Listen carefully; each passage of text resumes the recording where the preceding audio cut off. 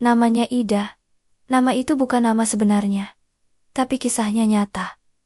Dan mungkin lebih dekat dari yang kita kira. Orang bilang menikah itu membuka lembaran baru, tempat pulang yang baru, keluarga yang baru, dan harapan hidup yang lebih baik. Tapi bagi Ida, pernikahan justru membawa dia ke tempat yang perlahan, mengajarinya arti bertahan dalam diam. Sudah 5 tahun Ida menikah dengan suaminya, seorang pria sederhana, anak pertama dari 3 bersaudara. Seharusnya sebagai anak pertama, ia menjadi kebanggaan.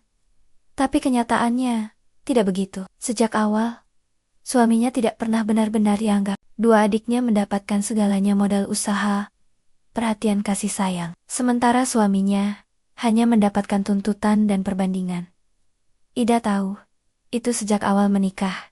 Tapi ia memilih diam, karena ia percaya selama mereka bersama semua bisa dilalui. Awal pernikahan mereka sederhana, tanpa kemewahan, tanpa pesta besar. Hanya doa dan harapan. Dan karena kondisi ekonomi mereka akhirnya tinggal di rumah orang tua suaminya. Rumah yang besar tapi terasa sempit bagi Ida. Bukan karena ukuran, tapi karena perasaan. Di rumah itu, ia tidak pernah benar-benar merasa diterima. Mertuanya, sebut saja Bu Tami, seorang wanita yang tegas, terlalu tegas bahkan. Sejak hari pertama tatapan itu sudah berbeda, bukan hangat, bukan juga dingin, tapi seperti sedang menilai dan mencari kesalahan. Hari-hari pertama Ida masih berusaha. Ia bangun paling pagi, membersihkan rumah, memasak, mencuci. Semua ia lakukan tanpa diminta. Ia ingin menjadi menantu yang baik. Tapi ternyata di rumah itu usaha saja tidak cukup. Suatu pagi saat Ida sedang menyapu, Bu Tami lewat di belakangnya, melihat lantai yang sudah bersih, dan berkata pelan, tapi cukup untuk melukai. Kurang bersih itu. Kalau kerja jangan setengah hati. Ida tercial. Ia melihat lantai yang ia sapu sejak subuh, dan untuk pertama kalinya, ia merasa apa yang ia lakukan tidak pernah cukup. Hari berganti hari, ucapan-ucapan kecil itu terus datang. Saat ia memasak, dibilang keasinan. Saat ia diam, dibilang tidak sopan. Saat ia mencoba membantu lebih, dibilang sok rajin. Seolah apapun yang ia lakukan selalu salah. Suaminya tahu itu, tapi ia hanya bisa diam. Bukan karena tidak peduli, tapi karena ia sudah terlalu lama hidup seperti itu. Melawan hanya akan membuat keadaan lebih buruk. Dan Ida mulai mengerti bahwa di rumah itu bukan hanya dia yang terluka. Suaminya sudah lebih dulu terbiasa. Suatu malam, mereka berbicara pelan di kamar. Lampu redup, dan suara rumah sudah sepi. "Mas, aku salah ya di sini." Suaminya menatapnya lama, lalu menggeleng pelan. "Kamu tidak salah. Memang dari dulu aku yang tidak pernah dianggap." Kalimat itu sederhana, tapi terasa berat, seperti luka yang sudah lama disimpan, dan akhirnya keluar. Ida tidak menjawab. Ia hanya menggenggam tangan suaminya. Untuk pertama kalinya ia sadar bahwa mereka berdua sedang berjuang di tempat yang sama, tapi dengan luka yang berbeda. Hari-hari terus berjalan, dan perlakuan itu tidak berubah. Justru semakin terasa, terutama ketika adik-adik suaminya datang. Mereka datang dengan cerita usaha, dengan kendaraan baru, dengan senyum bangga. Dan Bu Tami selalu punya waktu lebih untuk mereka. Ida hanya bisa melihat. Saat meja makan penuh tawa, ia duduk di ujung menjadi pendengar. Bukan bagian dari cerita. Suaminya pun sama. Lebih banyak diam. Sesekali tersenyum, tapi matanya tidak pernah benar-benar ikut bahagia. Perbandingan itu tidak pernah diucapkan langsung, tapi terasa jelas, seperti bayangan yang selalu mengikuti. Hingga suatu hari, sebuah kalimat akhirnya benar diucapkan. "Kalau saja kamu bisa seperti adikmu, ibu tidak akan begini capek." Ucapan itu tidak keras, tapi cukup untuk menghancurkan sesuatu di dalam diri seseorang. Suaminya hanya menunduk, tidak membalas. Dan Ida melihat itu semua dengan hati yang semakin sesak. Sejak saat itu, ia mulai memahami satu hal, bahwa tinggal di rumah itu bukan tentang berteduh, tapi tentang bertahan. Dan perlahan, rumah itu tidak lagi terasa seperti rumah, melainkan tempat di mana harga diri diuji setiap hari. Dan Ida belum tahu bahwa ini baru permulaan. Waktu terus berjalan. 5 tahun pernikahan itu tidak terasa berlalu begitu saja. Bukan karena bahagia, tapi karena mereka terlalu sibuk bertahan. Ida dan suaminya masih tinggal di rumah itu. Rumah yang tidak pernah benar-benar menerima mereka. Dan keadaan ekonomi mereka tidak pernah benar-benar membaik. Suaminya bekerja serabutan. Apa saja ia lakukan selama itu bisa menghasilkan uang. Kadang jadi kuli, kadang membantu orang, kadang pulang tanpa membawa apa-apa. Ida tidak pernah menuntut. Ia tahu suaminya sudah berusaha semampunya, tapi hidup tidak selalu berpihak pada usaha.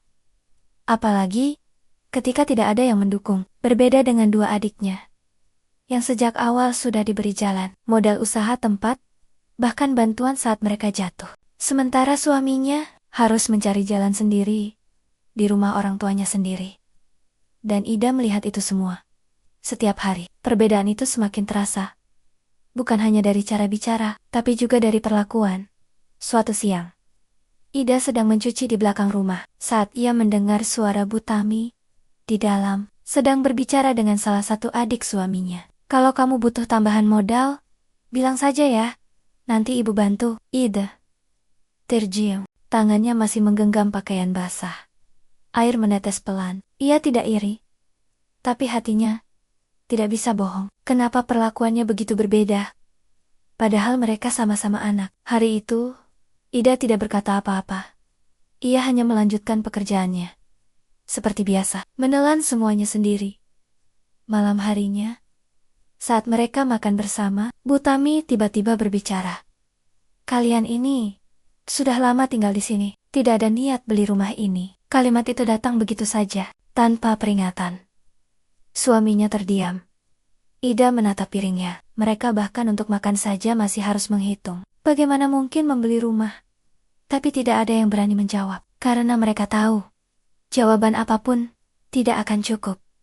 Sejak malam itu, ucapan tentang rumah mulai sering muncul, seolah keberadaan mereka di sana selalu jadi beban. Dan perlahan, 16, rasa tidak nyaman itu berubah menjadi tekanan. Ida mulai merasa bahwa mereka tidak hanya tidak diinginkan, tapi juga seperti diusir dengan cara yang halus.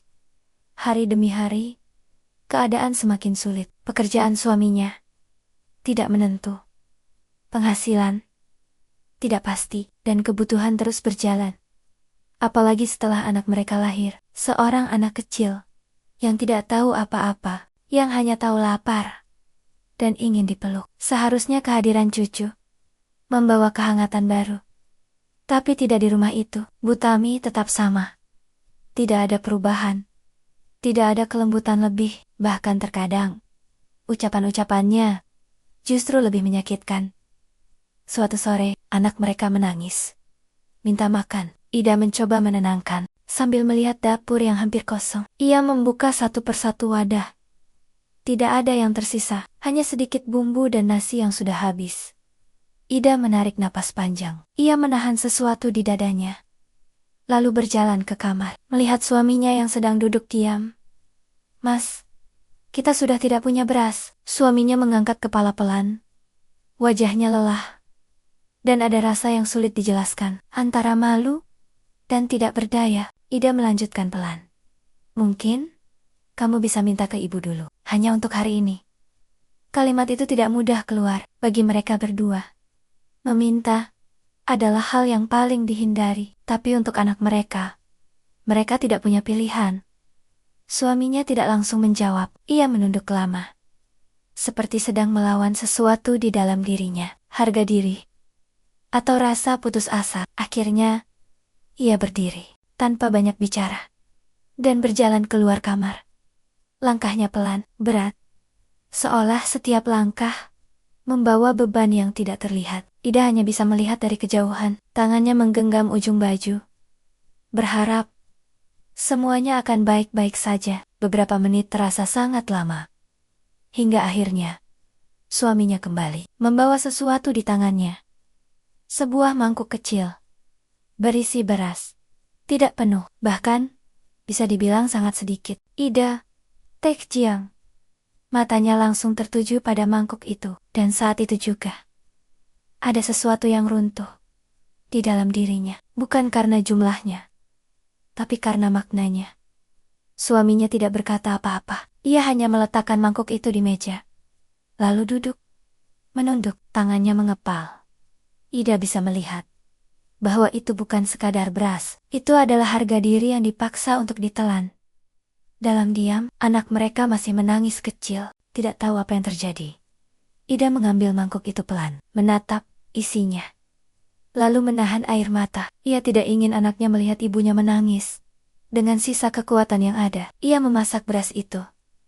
Membaginya sehemat mungkin, agar cukup untuk mereka bertiga. Malam itu, mereka makan dalam diam, tanpa suara, tanpa percakapan, hanya suara sendok yang pelan, dan hati yang penuh. Ida menatap anaknya, yang makan dengan lahap, dan di saat yang sama, air matanya jatuh.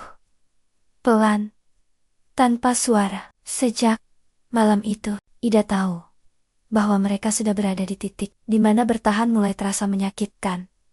Dan ia mulai bertanya dalam hatinya, sampai kapan mereka harus hidup seperti ini? Sejak malam itu, tidak ada yang benar-benar sama lagi. Mangkuk kecil berisi beras itu seolah meninggalkan jejak. Bukan di meja tapi di hati mereka berdua. Ida masih menjalani hari seperti biasa. Bangun pagi, membersihkan rumah, mengurus anak, semua tetap ia lakukan.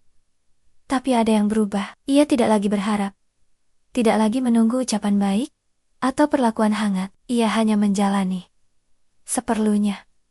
Suaminya pun begitu. Ia semakin sering diam, lebih banyak menghabiskan waktu di luar, pulang dengan wajah lelah, dan kadang tanpa membawa apa-apa. Bukan karena tidak mau berusaha, tapi karena keadaan seolah selalu menutup jalannya. Suatu malam, Ida melihat suaminya duduk sendirian di depan rumah. Lampu redup, dan suasana sangat sepi.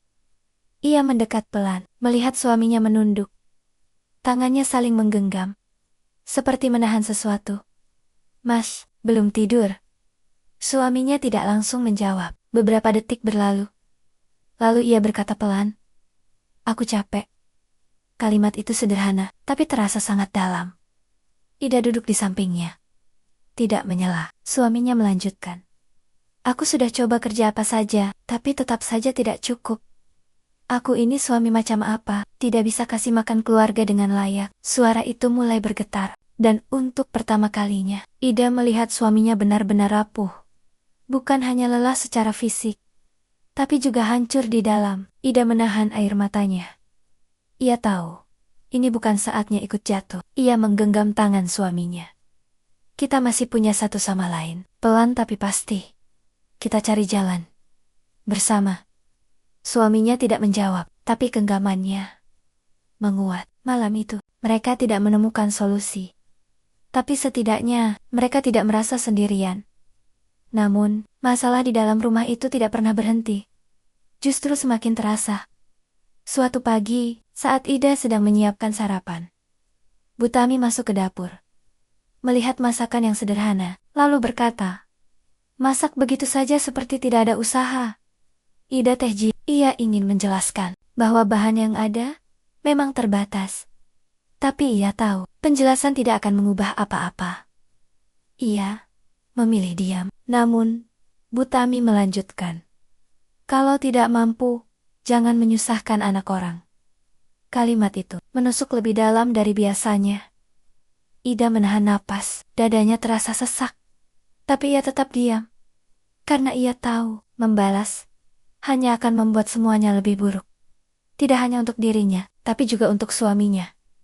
Hari itu, Ida merasa bahwa dirinya benar-benar tidak diinginkan, bukan hanya sebagai menantu, tapi sebagai bagian dari keluarga itu.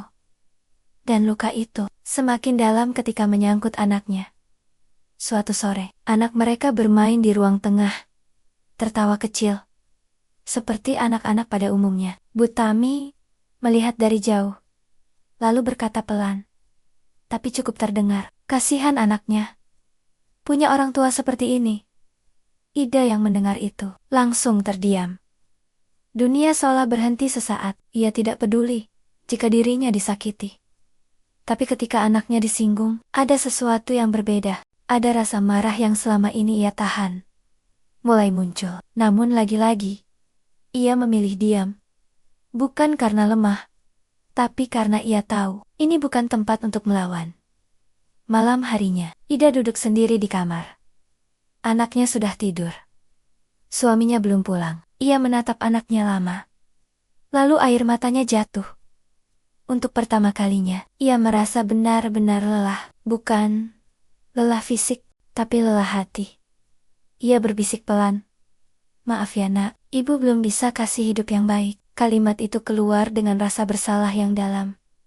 Tak lama kemudian, suaminya pulang. Wajahnya lebih lelah dari biasanya. Ia duduk di samping Ida.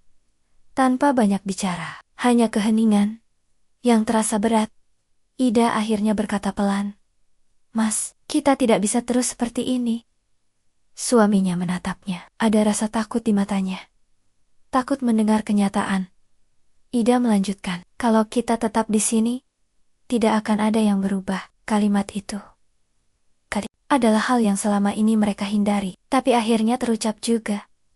Suaminya menunduk. Lama, seperti sedang memikirkan sesuatu yang besar.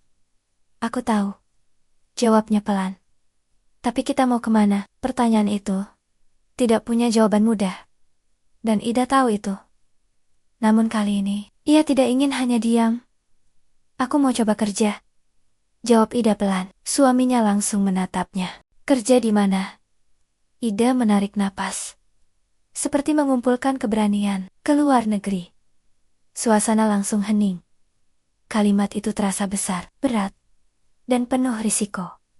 Suaminya menggeleng pelan. "Tidak, aku tidak mau kita terpisah." Jawaban itu cepat, tanpa ragu.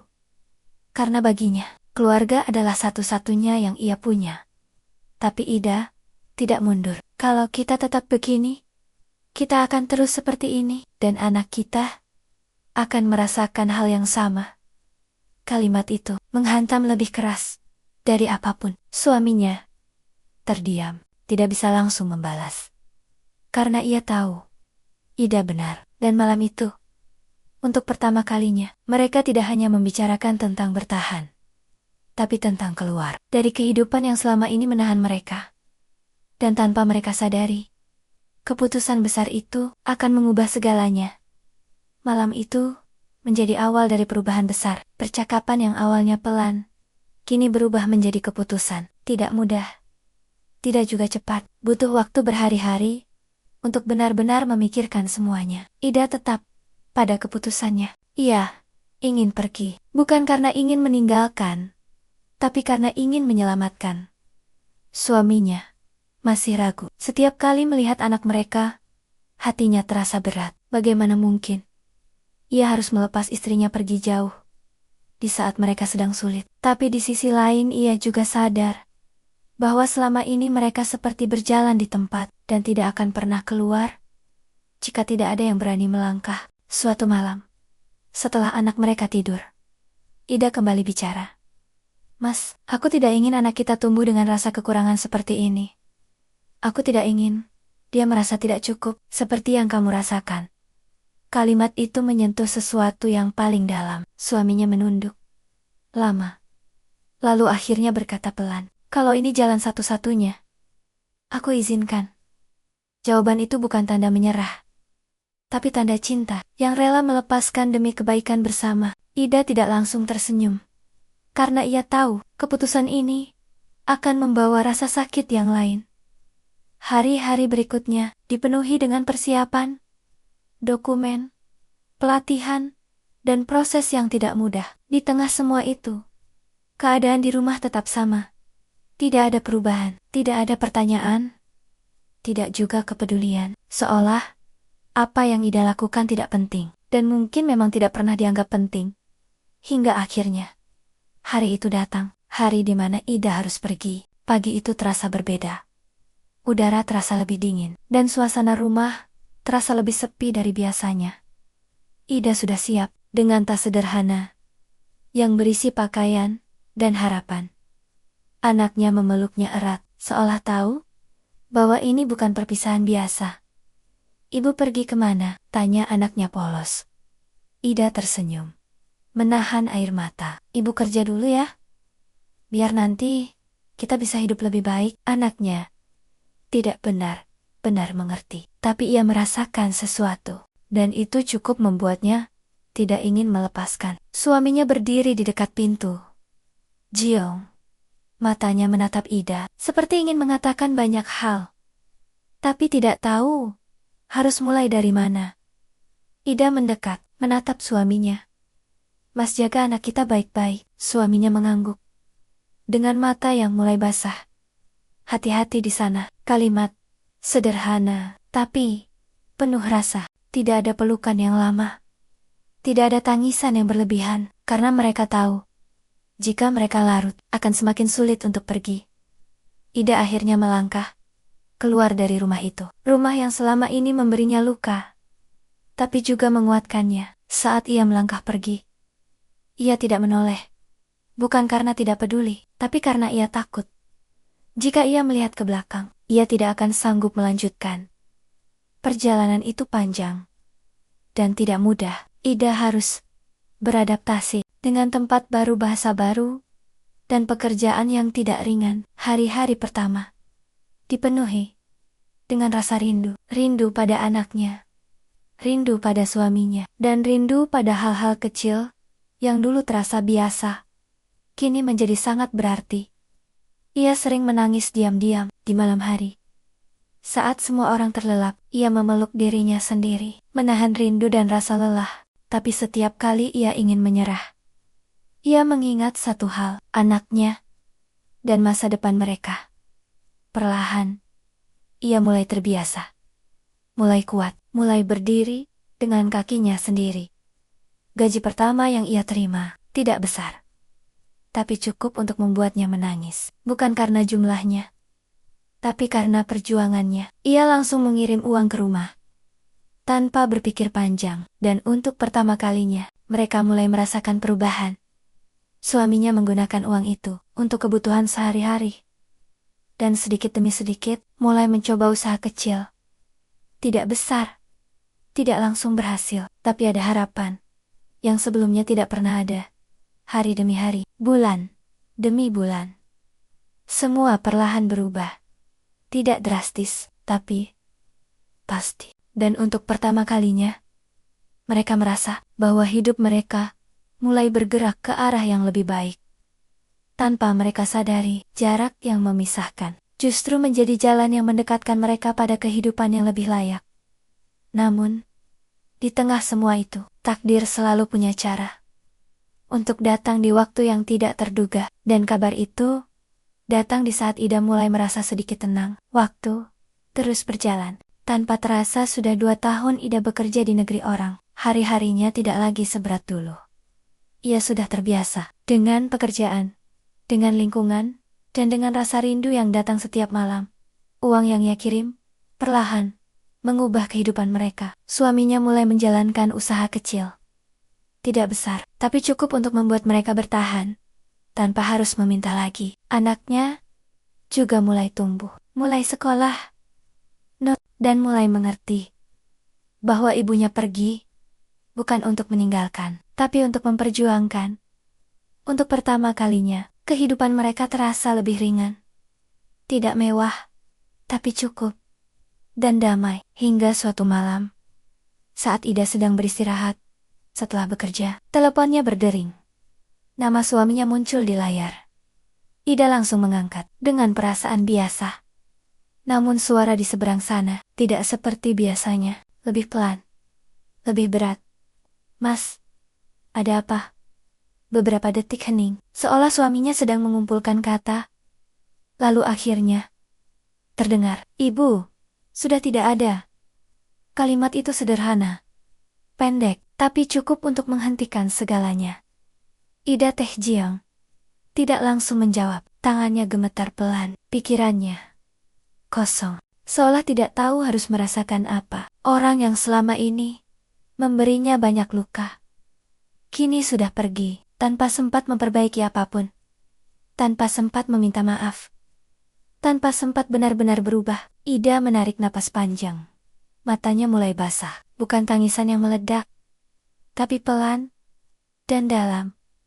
Ia duduk perlahan, masih memegang telepon. Suaminya di seberang juga diam. Mungkin ia juga merasakan hal yang sama. Kehilangan dan luka dalam waktu yang bersamaan. Ida akhirnya berkata pelan, "Aku tidak bisa pulang." Kalimat itu berat, sangat berat. Bukan karena tidak mau, tapi karena keadaan. Kontrak kerja, jarak dan biaya, semua tidak memungkinkan. Suaminya mengerti. Tidak ada paksaan. Tidak ada tuntutan. Karena mereka sama-sama tahu. Realita tidak selalu memberi pilihan. Malam itu, Ida tidak tidur. Ia hanya duduk. Menatap kosong. Mengingat semuanya. Ucapan-ucapan yang pernah ia terima. Perlakuan yang pernah ia rasakan. Dan luka yang pernah ia simpan. Semua muncul kembali. Tapi anehnya, tidak ada rasa marah yang besar. Yang ada hanyalah rasa lelah dan kosong. Seperti sesuatu yang akhirnya selesai, tanpa benar-benar diselesaikan. Keesokan harinya, Ida mengambil keputusan. Ia mengirim uang untuk membantu semua proses pemakaman. Tanpa ragu, tanpa banyak berpikir. Bukan karena ia lupa. Bukan karena ia tidak sakit, tapi karena ia memilih untuk tetap menjadi dirinya yang tidak membalas luka dengan luka. Saat suaminya mengetahui itu, ia terdiam lama, lalu berkata pelan, "Setelah semua yang ibu lakukan kamu masih seperti ini." Ida tersenyum kecil. Ada air mata di sudut matanya. Bagaimanapun, dia ibu kamu. Kalimat itu sederhana, tapi mengandung sesuatu yang tidak semua orang bisa lakukan. Memaafkan, bukan berarti melupakan, tapi memilih untuk tidak membawa luka itu lebih jauh lagi. Hari pemakaman berlangsung, tanpa kehadiran Ida. Ia hanya bisa melihat dari kejauhan. Melalui foto dan cerita, ia melihat wajah-wajah yang dulu terasa jauh, kini berkumpul dalam satu kehilangan. Dan untuk pertama kalinya, Ida tidak merasakan sakit yang sama. Ada jarak yang membuat semuanya terasa berbeda. Waktu kembali berjalan. Seperti biasa, Ida melanjutkan pekerjaannya, suaminya melanjutkan usahanya, dan anak mereka terus tumbuh. Beberapa waktu kemudian, dengan tabungan yang ada, mereka akhirnya bisa keluar dari rumah itu. Menyewa rumah kecil. Sederhana, tidak besar, tapi cukup untuk mereka bertiga. Dan saat pertama kali Ida melihat rumah itu melalui video, ia tersenyum. Untuk pertama kalinya, ia melihat sesuatu yang selama ini ia cari. Bukan kemewahan, bukan ukuran, tapi rasa. Rasa memiliki, rasa aman, dan rasa pulang. Malam itu, Ida duduk sendiri, menatap langit. Di negeri yang jauh, ia teringat semuanya. Perjalanan panjang, duka, air mata, dan keputusan-keputusan sulit. Ia tidak menyesal, karena dari semua itu, ia belajar satu hal, bahwa hidup tidak selalu adil, tapi kita selalu punya pilihan untuk menjadi seperti apa. Di akhir cerita, Ida tidak menjadi orang yang sempurna. Ia masih menyimpan luka, masih mengingat semuanya, tapi ia tidak lagi terikat. Ia memilih untuk melangkah dan meninggalkan apa yang seharusnya tidak dibawa. Dan di suatu tempat, jauh dari rumah lamanya, ia akhirnya menemukan apa arti rumah yang sebenarnya. Bukan tempat yang besar, bukan tempat yang penuh orang, tapi tempat di mana ia dihargai dan dicintai apa adanya. Karena pada akhirnya, dulu ia hanya diberi semangkuk beras. Hari ini, ia membalasnya dengan hati yang penuh